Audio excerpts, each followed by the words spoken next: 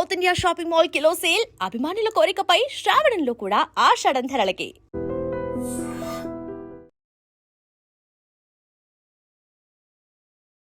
Welcome to I dream. నేను జయశ్రీ.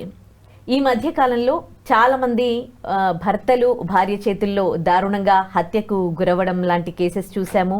అలాగే ప్రేమించిన ప్రియురాలి చేతిలో ప్రియుళ్ళు కూడా దారుణ హత్యకు గురి కావడం కూడా చూసాము. అండ్ పెళ్ళైన కొత్తలోనే పెళ్ళైన 2-3 నెలలకే భర్తలని భార్యలు చంపడాలు, ఇలాంటి కేసెస్ ఈ మధ్యకాలంలో చాలా జరుగుతూ ఉన్నాయి. అయితే ఆడవాళ్ళని ఒక యాంగిల్లోనే చూస్తూ ఉన్నారు. సోషల్ మీడియాలో దీనికి సంబంధించి ట్రోల్ చేస్తూ ఉన్నారు. అమ్మో పెళ్లి చేసుకోవాలంటే భయం, అమ్మో ప్రేమిస్తే ప్రియురాలి చేతిలో హత్యకు గురవుతామేమో, ఇలాంటి వీడియోస్ కూడా సోషల్ మీడియాలో చాలా ట్రోల్ అవుతూ ఉన్నాయి, వైరల్ అవుతూ ఉన్నాయి.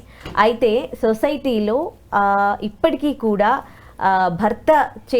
భర్తని భరిస్తూ గుట్టు చప్పుడు కాకుండా సంసారం చేసేవాళ్ళు కూడా ఉన్నారు. భర్తలు ఎంత వాళ్ళని బాధలు పెట్టినా భరించే వాళ్ళు కూడా ఉన్నారు. అలాంటి వాళ్ళు 90% ఉంటే, ఇప్పుడు భార్యల చేతుల్లో చనిపోయిన వాళ్ళు, ప్రియురాలి చేతుల్లో చనిపోయిన వాళ్ళు ఒక 10% ఉండొచ్చు.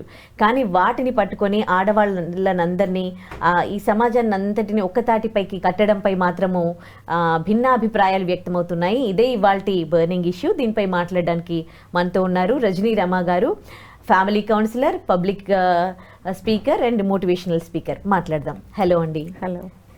సో చాలా పెద్ద టాపిక్ ఇది యాక్చువల్లీ.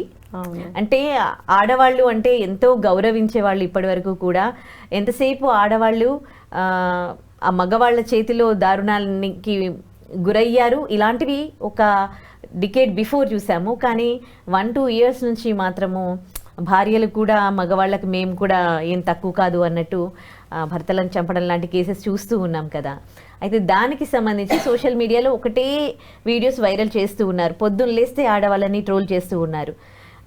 మరి ఇంతమంది ఇన్ని సంవత్సరాలు కూడా అన్ని బాధలు భరిస్తూ పిల్లల కోసం సాక్రిఫైస్ చేసిన వాళ్ళు ఉంటారు, తిరుగుబోతులను భరిస్తున్న వాళ్ళు ఉంటారు. కానీ ఇలాంటి వాళ్ళు చేసిన త్యాగం ఎటుపోయిందో, అంటే మోసం చేసిన ఆడవాళ్ళ వల్ల మొత్తం సొసైటీని ఒకతాటిపైకి తీసుకొచ్చి ట్రోల్ చేయడం, ఆ వీడియోస్కి సంబంధించి మీరేమంటారు? ఇప్పుడు అప్పట్లో మీడియా మనకు అంత లేదు కాబట్టి బయటకు రాలేదు. ఆడవాళ్ళని బాగా హింసలు పెట్టి కొట్టి తిట్టి చదువు సంధ్యలు కూడా అంతగా ఉండేవి కావు. ఆర్థిక స్వతంత్రాలు అంతకన్నా ఉండేవి కాదు. ఇంట్లో ఏదైనా చిన్న సలహా ఇవ్వబోయినా వాళ్ళని హీనంగా అవతలకి నోరు మూసుకో, నిన్నెవరు మాట్లాడమన్నారు, ఇలాంటివి పరుషమైన మాటలు మాట్లాడి అవమానించేవారు. దానివల్ల పిల్లలు కూడా తల్లిని గౌరవించకపోవడం అనేది జరిగేది. అది ఇప్పుడు కూడా కొన్ని ఫ్యామిలీస్లో అలాగే ఉన్నారు ఇప్పుడు కూడా. దీనివల్ల ఏంటంటే స్త్రీలు తన మనోభావాలను కానీ, తన అవమానాలు కానీ, దుఃఖాన్ని కానీ, బాధను కానీ అదిమి పెట్టుకొని తరతరాల నుంచి జీవితాలు గడుపుకుంటూ వచ్చారు. అంటే స్ట్రగుల్ ఫర్ ఎగ్జిస్టెన్స్ అనే ఒక ప్రాసెస్లో, అంటే ఇది కూడా ఒక వన్ ఆఫ్ ద స్ట్రగుల్ అని నేను చెప్తున్నాను. ఈ స్ట్రగుల్లో అది జెనెటికల్గా ఆ లక్షణాలతో ఇప్పుడు పిల్లలు పుడుతున్నారా అనిపిస్తుంది ఆ భావాలతోటి. అప్పుడేమో ఎదురు తిరగలేక అణిగి ఉన్నారు. అవి ఏమవుతుందంటే తరతరాల నుంచి అవి లోపల ఆ జీన్స్లో జీర్ణించుకుపోయి ఇప్పుడు పుడుతున్న ఆడపిల్లలందరూ ఆ జీన్స్ని పుచ్చుకుని పుడుతున్నారా అని నాకు అనిపిస్తుంది. ఎందుకంటే ఎప్పుడో వాళ్ళ భర్తలో ఎవరో ఏదో చేస్తే ఈ తరం పిల్లలు ఇలా ఎందుకు చేస్తున్నారు, లేకపోతే కొంతమంది ఆడవాళ్ళు ఇలా ఎందుకు చేస్తున్నారంటే ఈ రోగం ఎందుకు వచ్చిందిరా బాబు అని అంటే, అది ఏం లేదండి జన్యుపరంగా వస్తుంది, జెనెటికల్గా వస్తుంది అని అంటారే, ఇది కూడా అలా అయిపోయిందా అని నాకు డౌట్ వస్తుంది ఈ మధ్య. ఆనాటి తల్లులందరూ ఆ ఫ్రస్ట్రేషన్కి గురి అయ్యి అది జెనెటికల్గా ఇప్పుడు పిల్లలకి అలా వంశపారంపర్యంగా వచ్చేస్తుందా ఆ లక్షణము, ఆ కోపము, ఆ ప్రతీకారము, మేము ఇలా రివెంజ్ తీర్చుకోవాలి అనే లక్షణం ఏమన్నా వచ్చిందా అని అంటే చెప్పుకోవడానికి సిల్లీగా ఉంటుంది. కానీ అలా అనుమానం వస్తుంది అనమాట. అప్పట్లో మీడియాలు అంతగా లేవు, స్వాతంత్రం అంత లేదు ఆడవాళ్ళకి, బయటకు వచ్చి ఎలుగెత్తి ఏమీ చెప్పలేకపోయేవారు. గత కొంతకాలం నుంచి బయటకు వస్తున్నాయి అనుకోండి. ఆ మార్పులు వస్తున్న క్రమంలోనే ఇప్పుడు ఈ పరిణామాలు, ఈ ఆడవాళ్ళు వయసు తారతమ్యం లేకుండా అందరు ఆడవాళ్ళు కూడా తిరగబడుతున్నారు. ఎందుకు తిరగబడుతున్నారు అని అంటే, ఆర్థిక స్వాతంత్రం వచ్చింది, నాలెడ్జ్ ఉంది, అందరూ చదువుకుంటున్నారు, అన్ని విషయాల్లో మేము సమానము అనేది వచ్చేసింది కాబట్టి అది ఎప్పుడూ ఉంది. కాకపోతే మన ఆడవాళ్ళని అలా ఉంచారు. వ్యక్తి స్వాతంత్రం అనేది జన్మ స్వాతంత్రం. జన్మతో వ్యక్తి స్వాతంత్రాన్ని కలిగి ఉంటాడు. దాన్ని కాదు అనటానికి, లేదు తీసేయాలనటానికి ఎవరికి హక్కు లేదు. అది భగవంతుడు ఇచ్చింది. అది పుట్టుకతోనే మనిషి ఏడుస్తాడు. నోరు మూసుకుని పుట్టచ్చు కదా. వాడు ఏడ్చాడు అంటే భగవంతుడు వాక్ ఇచ్చాడు, మాట్లాడు. ఇప్పుడు నోరిచ్చింది ఎందుకు? మాట్లాడడానికి, దేవుణ్ణి స్తుతించడానికి, మంచిగా చదువుకోవడానికి, మంచి మాటలు చెప్పడం, ఇలా అంటారు. మరి నోరు మూసుకొని ఈ రోజుకి ఆడవాళ్ళని నోరు మూపిస్తున్నారే. మరి మీరు చేస్తున్న దారుణాలు ఎలా ఉన్నాయి అంటే, నేను ఏ ఒక్కడని ఎప్పుడూ కూడా సమర్థించలేదు, సమర్థించను కూడా.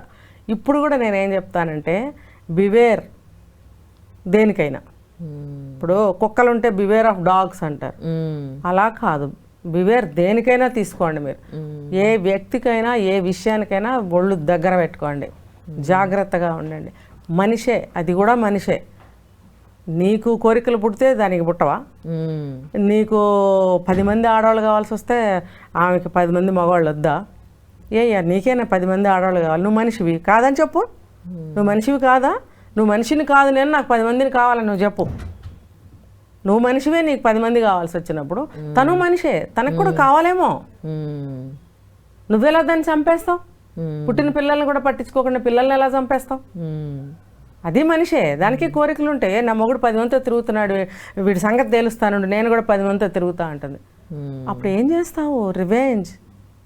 నువ్వేమీ చేయలేవు. నువ్వు గతంలో చేసినవన్నీ, ఇప్పుడు మీరు అడిగిన ప్రశ్న అదే, గతంలో చేసిన వాటన్నిటికీ కూడా ఇప్పుడు ఆడవాళ్ళు కొంత ఆ ఎఫెక్ట్ కూడా వాళ్ళ బ్రెయిన్ మీద ఖచ్చితంగా ఉంది. పాత రోజులుగా పడుంటానికి లైట్ తీసుకో అంటున్నారా లేదా? పాత రోజులుగా మేమేం పడుండం, మా అమ్మమ్మల కాలం కాదు, మాతో పెట్టుకో అంటున్నారు. ట్రోలింగ్ అంటే ఇప్పుడు ఎవరైనా సరే, ఇందాక మనం మాట్లాడుకున్నాం, ఎవరి జాగ్రత్తలో వాళ్ళు ఉండాలి. ఒళ్ళు దగ్గర పెట్టుకుని సమాజంలో మసలుకోండి, లేకపోతే ఇలాంటి పరిణామాలను ఎదుర్కోవాల్సిందే, తప్పదు. ట్రోల్ అంటే ఆడవాళ్ళని ఎందుకు అంటున్నారు? నేను చెప్పేసా సమాధానం ఆల్రెడీ. మగవాడు అనాదిగా ఏడిపించాడు, ఇప్పుడు మాత్రమే ఆడవాళ్ళు ఏడిపిస్తున్నారు. సరదాగా చెప్పుకోవాలంటే మనం ఇప్పుడు కాసేపు ఏడవండి మీరు కూడా అని చెప్పడమే దీనికి, ఆ ట్రోల్కి సమాధానం. కానీ ఎవరైనా సరే, ఎప్పుడైనా సరే హింస పెట్టుకోండి, చంపుకోండి, ఏడవండి అని చెప్పడం నా ఉద్దేశం కాదు. మరి ఎందుకు ట్రోల్ చేస్తున్నారు అంటే, ఇప్పటికీ కూడా మేమే చేస్తాము, ఆడవాళ్ళు చేయొద్దు అని చెప్పడమా మీ ట్రోల్ అర్థము? అదే కదా. ఆడవాళ్ళు కూడా ఏమైనా చేస్తారని మీకు తెలియదా స్వామి? అంతరిక్షంలోకి యూ అని వెళ్ళిపోతున్నారు, యూ అని వచ్చేస్తున్నారు కదా. ఎంతోమంది మగవాళ్ళని కాదని ఒక స్త్రీ అంతరిక్షంలోకి వెళ్ళింది అంటే, మరి ఎంతమంది స్త్రీలకి ఆమె బరాబర్ చెప్పండి, అంత సామర్థ్యం ఉంది ఆవిడికి. ఇప్పుడు ఈ ట్రోల్ చేసే మగవాళ్ళందరూ కూడా నిలబెడదాం ఒక 1000 మందిని, ఒక సాహసానికి ముందుకు రండి అని అడగండి, ఒక్కడు రాడు. మరి ఇంతమంది ఆడవాళ్ళ ప్రతినిధిగా తను ఒక్క తెలియదంటే బరాబర్ అది. మరి అన్నిట్లో కూడా సమానం కాదు, బియాండ్ అనమాట.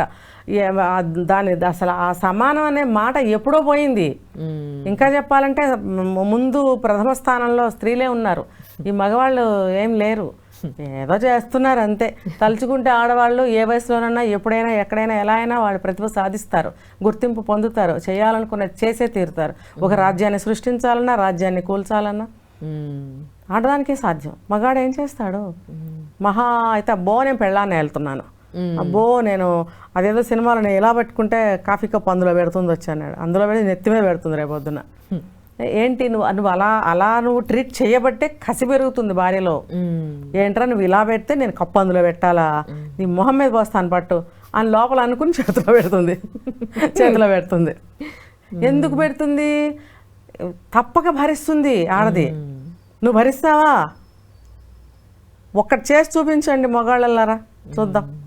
అందరినీ శ్రీరామచంద్రులు ఎవరైనా ఉంటే ఉండొచ్చు కాక, దాదాపుగా ఈ ట్రోల్ చేసిన మగాళ్ళకి నేను ముందు చెప్తున్నాను, ఇంకా కొంచెం ఆడవాళ్ళ గురించి తక్కువ భావన ఉన్న వాళ్ళకి చెప్తున్నాను. అంటే కాలమాన పరిస్థితుల ప్రకారము స్త్రీలు గౌరవనీయంగా ఉండటం లేదనే మాట నేను కూడా చెప్తాను. అన్నమాట మన గౌరవాన్ని మనం కాపాడుకుంటే ఎటువంటి గౌరవం ఇస్తాడు. కానీ ఆడది తన పరువు ప్రతిష్టల్ని, గౌరవాన్ని, మానాభిమానాల్ని పక్కకి నెట్టి ఎందుకు ముందుకెళ్తుంది? తనకి స్వతంత్రం కావాలి, అన్నిటిలో సమానత్వం కావాలి ఎందుకు అడుగుతుంది? మీరు ఇలా తొక్కేబట్టే. మీరు భార్యల్ని గుండెల్లో పెట్టుకుని కూతుళ్ళని చక్కగా మంచిగా పెంచి పెద్ద చేసి ఒక చేతిలో పెట్టి అంతా ఆ రకంగా జరుగుతూ ఉంటే ఇవాళ రోజున ఆడపిల్లలు కానీ స్త్రీలు కానీ ఎవరు ఇలాంటి ఆలోచనలు చేసి ఉండేవారు కాదు, చెయ్యరు కూడా ఇన్ ఫ్యూచర్. కరెక్ట్. మీరే అలా చేస్తున్నారు. కూతురంటే చెయ్యేస్తావు, తల్లి అంటే చెయ్యేస్తావు, మరి పిన్నంటే చెయ్యేస్తావు, అమ్మమ్మ అంటే చెయ్యేస్తావు రా దరిద్రుడా. కొంతమంది ఉన్నారు మీరు ఇలా చెయ్యబట్టే ఎదురు తిరుగుతున్నారు. పోండ్రా మేము కూడా 10 మందితో తిరుగుతాం, మేము కూడా కాలెత్తి తంతాం మిమ్మల్ని, మేము ఏమైనా చేస్తాం, మేము సిగరెట్ తాగుతాం, బరి తెగించి ఇలా రివర్స్ అవుతున్నారు ఆడవాళ్ళు. ఇలా ఆడవాళ్ళు తయారవటానికి కారణం కొంత మగవాళ్ళే, కొంత ఏంటంటే మా అడ్వాన్స్ అని చెప్పి వెళ్తున్నారు. అంటే రెండు, ప్రతిదానికి కూడా మన కాయిన్కి 2 సైడ్లు ఉంటాయి, అలా మాట్లాడుకోవాలి. అలా మన అస్తిత్వాన్ని మన వ్యక్తిత్వాన్ని కోల్పోకుండా కూడా మనం అన్ని సాధించవచ్చు. ఇలాగా చెడిపోయే సాధించక్కర్లా ఆడది అని ఎందుకంటున్నానంటే మగాడు అన్నప్పుడు మరి ఆడదనాలి తప్పదు. అవును కదా, ఆడవాళ్ళు మగవాళ్ళు అని అనలేం కదా ఇట్లా చెప్పేటప్పుడు. మగాడు ఆడదే అని అంటాం తప్ప ఆడదే అనటంలో నా ఉద్దేశం కించపరచడం ఎంత మాత్రం కాదు. కరెక్ట్. సో ఆడవాళ్ళు కూడా ఆలోచించండి, మన ఆత్మాభిమానాన్ని పక్కకు పెట్టి మన వ్యక్తిత్వాన్ని పక్కన పడేసి నీచమైన దారిలో మనం వెళ్ళి సమానత్వాన్ని సాధించాల్సిన అవసరం లేదు. కరెక్ట్. చాలా మంచి విషయాలు చెప్పారు, ఆడ మగ ఇద్దరికి సంబంధించి చెప్పారు. Thank you so much. నిజంగా ప్రస్తుతం ఉన్నటువంటి సమాజం దేనికి ప్రయారిటీ ఇస్తుంది? ఆర్థిక సంబంధాల చుట్టూ మాత్రమే తిరుగుతుంది. మళ్ళీ ఎన్నికలంగానే చాలా విరక్తి కలుగుతాను. మంచి అనిపిస్తుంది కదా, లేడీస్ కూడా ఛాలెంజింగ్ జాబ్స్ చేసినప్పుడు చాలా బాగుంటది. ఫుడ్ డెలివరీ ఇవ్వటానికి వెళ్ళినటువంటి డెలివరీ బాయ్ అనిల్ పై కళ్ళ ముందు